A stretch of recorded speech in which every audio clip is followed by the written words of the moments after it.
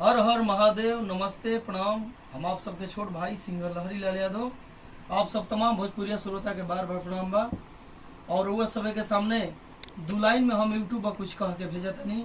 अगर अच्छा लगी तो भैया प्लीज़ एक बार कमेंट में बताइब जा और हमारे चैनल के सब्सक्राइब कर देव जा, लहरी लाल ऑफिशियल।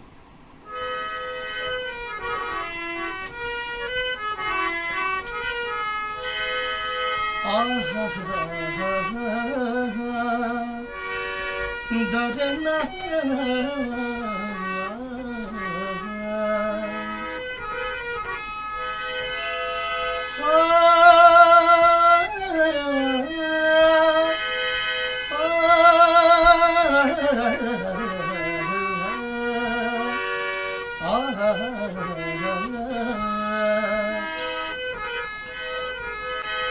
नजरिए के पता हो मोहब्बत चीज का होला, नजरिए के पता हो मोहब्बत चीज का होला।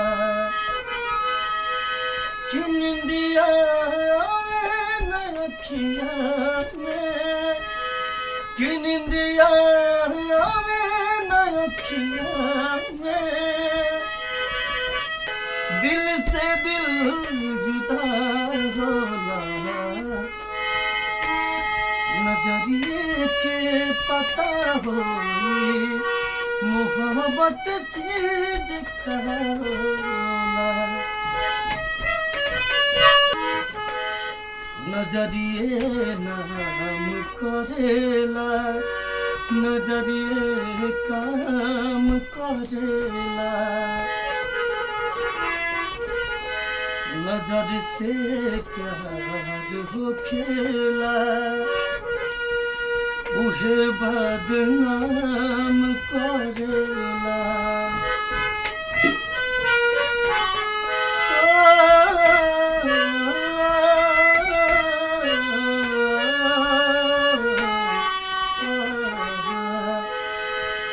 नजरिए नाम करेला, नजरिए काम करेला, नजर से प्यार हो खेला, उहे बदनाम करेला।